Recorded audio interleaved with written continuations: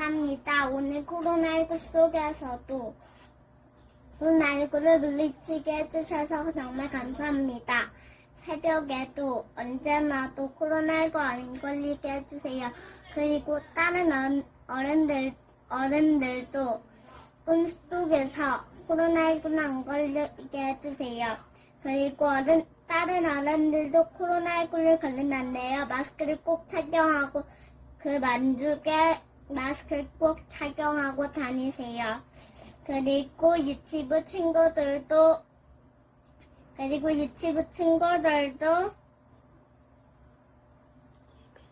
예배를 잘 드리게 해주세요. 하나님의 이름은 기도합니다. 사랑하는 유치부 친구들, 하나님 말씀 들을 준비 됐죠? 자, 목사님이 오늘의 말씀 제목 읽으면 우리 친구들이 따라 읽어요. 준비됐나요? 이스라엘이 둘로 나뉘어졌어요. 다시 한번 읽어요. 이스라엘이 둘로 나뉘어졌어요. 네, 우리 친구들 아주 잘했어요. 오늘의 말씀 목사님이 먼저 읽으면 우리 친구들이 뒤따라 읽어요. 여로보암에게 이르되 너는 10조각을 가지라. 이스라엘의 하나님 여호와의 말씀이 내가 이 나라를 솔로몬의 손에서 찢어 빼앗아 10지파를 내게 주고 오직 내 종 다윗을 위하고 이스라엘 모든 지파 중에서 택한 성읍 예루살렘을 위하여 한 지파를 솔로몬에게 주리니. 열왕기상 11장 31절에서 32절 말씀. 네, 우리 친구들 아주 잘 따라 읽었어요. 혹시 우리가 함께 읽은 이 내용 중에서 조금 어려운 단어가 있었죠? 여로보암은 사람 이름이에요. 또 10조각은 10개의 조각을 말하죠. 또 솔로몬은 우리 친구들이 다 잘 알고 있는 다윗 왕의 아들 이름이에요. 또 뭐가 있을까요? 택한. 택한은 선택하다 뜻이에요. 예를 들어서 딸기를 선택할까, 바나나를 선택할까 할 때 선택하다 뜻이죠. 성읍은요, 마을이란 뜻이에요. 마을 예루살렘, 마을 기름동 할 때 쓰는 마을이란 뜻이랍니다. 우리 친구들 이제 이해가 잘 됐죠? 자, 하나님의 말씀으로 들어갈게요. 복 주세요. 복 주세요. 하나님, 저에게 복을 주세요. 솔로몬은 하나님의 말씀에 순종하지 않고 하나님이 싫어하시는 이방 여인들과 결혼하고서는 다른 신들을 섬겼어요. 다른 신을, 하나님이 아닌 다른 신을 믿었어요. 세상에서 제일 크고 멋진 왕궁을 지어야겠어. 어서 일들 해. 그리고 세금을 더 많이 내라고. 솔로몬은 크고 멋진 왕궁을 갖고 싶은 욕심에 백성들을 자꾸만 괴롭혔어요. 하나님의 말씀에 잘 따르지 않던 솔로몬은 자꾸 이상하게 변했어요. 솔로몬은 더 이상 하나님의 말씀에 네네 하지 않았어요. 게다가 백성들, 이스라엘 사람들을 사랑으로 돌보지도 않았단 말이에요. 하나님께서는 이런 솔로몬을 보시고 마음이 너무 아프셨어요. 하나님께서는 이때 선지자 아이야를 부르셨어요. 아이야는 하나님의 말씀을 전하는 사람이에요. 하나님께서는 아이야를 통해 여로보암이라는 사람에게 말씀하시고자 하셨어요. 어느 날 아이야는 여로보암을 만났어요. 그리고 아이야는 자기가 입고 있던 새 옷을 벗어서 12개의 조각으로 찢었어요. 그리고 여로보암에게 찢은 10개의 조각을 주면서 이렇게 말했어요. 여로보암, 당신에게 하나님의 말씀을 전합니다. 10개의 조각은 당신이 가지세요. 하나님께서 솔로몬 왕에게서 나라를 빼앗아서 당신 여로보암에게 10지파를 주고 솔로몬 왕에게는 2개의 지파만 준다고 말씀하셨어요. 하나님께서는 또 이렇게도 말씀하셨어요. 솔로몬 왕이 하나님의 말씀에 순종하지 않는다 라고요. 그러자 여로보암은 네, 알겠습니다.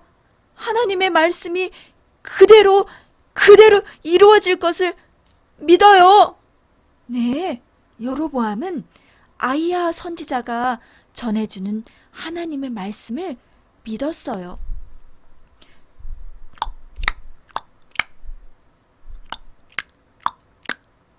시간이 흘렀어요. 솔로몬은 나이가 아주 많이 들어 죽을 때가 되었어요. 그러자 솔로몬은 그의 아들 르호보암을 새 왕으로 앉혔어요. 르호보암이 새 왕이 된 거예요. 이스라엘의 새로운 왕이 되었어요. 백성들은 여로보암과 함께 르호보암에게 갔어요. 그리고 백성들이 솔로몬의 아들 르호보암 왕에게 이렇게 말했어요. 솔로몬 왕은 우리에게 매우 힘든 일을 시켰어요. 우리의 일을 조금만 줄여주세요. 그러면 우리가 왕을 잘 섬길게요. 하지만 르호보암은 백성들의 말을 들으려고도 하지 않았어요.